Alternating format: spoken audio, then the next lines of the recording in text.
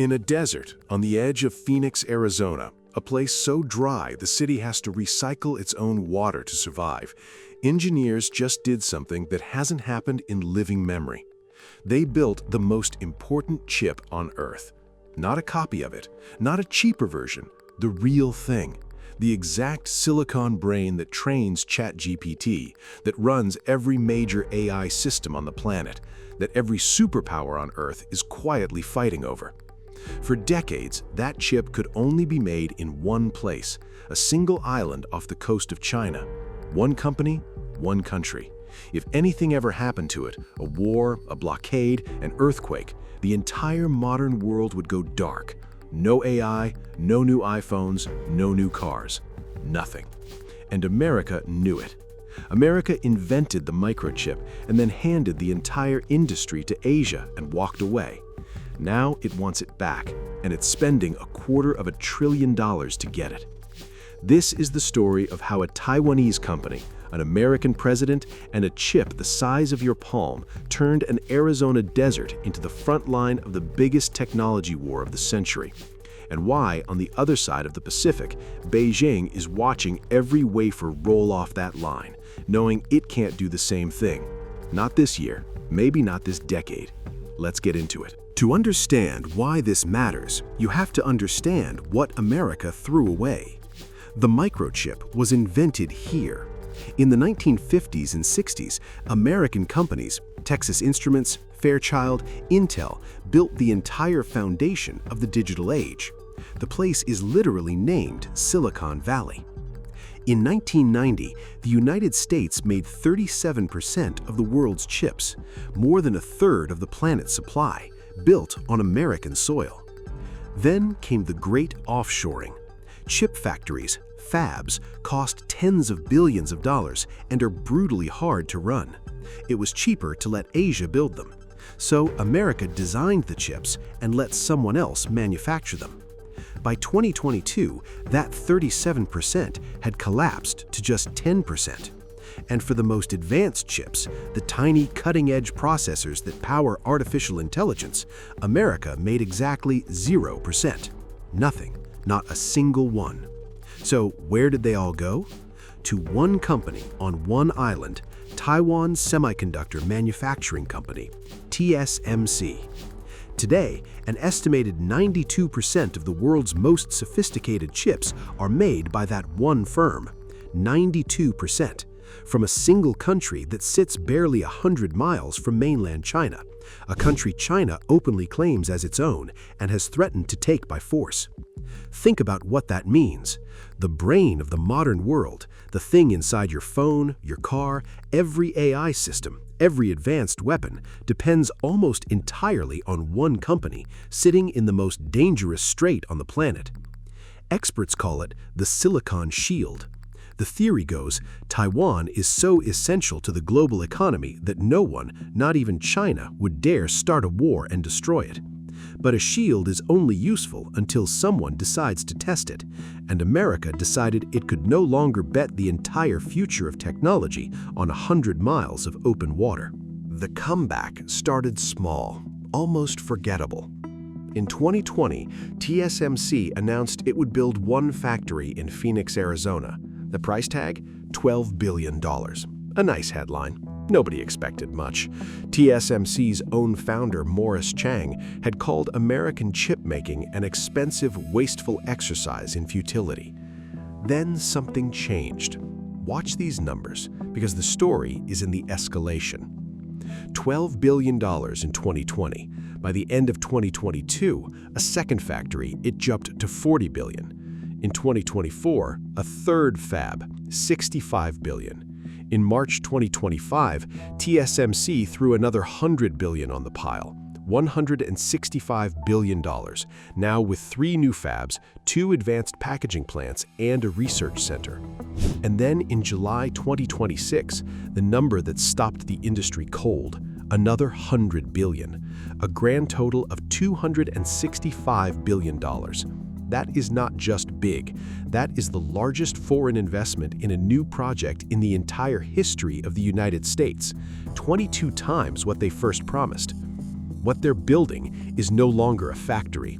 It's a GigaFab cluster, up to 10 chip fabs, packaging plants, and a research hub, spread across more than 2,000 acres of Arizona desert. To lock in the land, TSMC walked into a state auction in January 2026 and bought 900 more acres for $197 million as the only bidder in an auction that was over in under 5 minutes. 6,000 permanent high-tech jobs, tens of thousands of construction jobs. And Washington helped make it happen. $6.6 billion in direct funding from the CHIPS Act, plus billions more in loans. But here's the part nobody talks about. This is the Arizona desert, one of the driest places in America. And a chip fab drinks water, a lot of it. 3 fabs will use around 16 million gallons a day. So TSMC is building its own water recycling plant, aiming to reuse over 90% of every drop, near zero waste. Because you cannot build the future of technology if the taps run dry. The scale is staggering, but scale alone isn't the story. The story is what they started making inside those walls. October 2025, Fab 21, Phoenix. NVIDIA, the most valuable company on Earth, and TSMC pull back the curtain on something that had never existed before. A Blackwell wafer, made in America. If you don't follow chips, here's why that word matters. Blackwell is NVIDIA's flagship AI processor. It's the chip inside the data centers training every major AI model in the world. Demand for it is so extreme that NVIDIA called it the fastest product ramp in our company's history. $11 billion in sales in a single quarter just as it launched. And for the first time in recent American history, one of those chips was born on U.S. soil. NVIDIA CEO Jensen Huang stood in that fab and didn't hold back. He called it the very first time in recent American history that the single most important chip is being manufactured here in the United States. Then he said the part that really landed. Asked how many chips NVIDIA had ordered from Arizona, he answered, "We've ordered in the millions." And here's how fast it happened. TSMC Arizona started working on that Blackwell wafer in April 2025. The finished wafer was revealed that October. Roughly 6 months from empty cleanroom to the most advanced AI chip in the world. Now, and this is where I have to be straight with you, because you deserve the real version, not the hype version. That American-made Blackwell wafer isn't fully American yet. After it's made in Arizona, it still gets flown back to Taiwan for the final step, packaging, before it's a finished chip. The plant that will do that packaging in Arizona doesn't come online until roughly 2028. So, is America making the Blackwell chip? The hardest, most valuable part? Yes. The whole thing, start to finish? Not quite, not yet. But hold on to that not yet, because while America races to close that gap, its biggest rival can't even get to the starting line. Here's the question everyone asks. Why doesn't China just do the same thing? China has money. China has engineers. China has a government that will pour hundreds of billions into anything it decides is a national priority. So why can't Beijing just build its own Blackwell? One machine, that's the answer. One machine that China isn't allowed to buy. To make the world's most advanced chips, you need a device called an EUV machine, extreme ultraviolet lithography. It's arguably the most complex machine humans have ever mass-produced, and exactly one company on Earth makes it, ASML, in the Netherlands. Since 2019, ASML has been banned from selling a single EUV machine to China, blocked by export controls the United States pushed hard to enforce. Without EUV, China's best chipmaker, a company called SMIC, is stuck at what's called the 7-nanometer node. To put that in plain terms, that's a level TSMC was already shipping back in 2018. China is years behind, and on the leading edge, the 2-nanometer chips coming to Arizona, China cannot make them at all. So China improvised. Huawei, its tech champion, built its own AI chip, the Ascend, but it's roughly a third as powerful as NVIDIA's top chip. To compete, Huawei has to wire hundreds of them together in giant clusters that burn nearly 4 times the electricity to do the same job. And it gets worse for Beijing.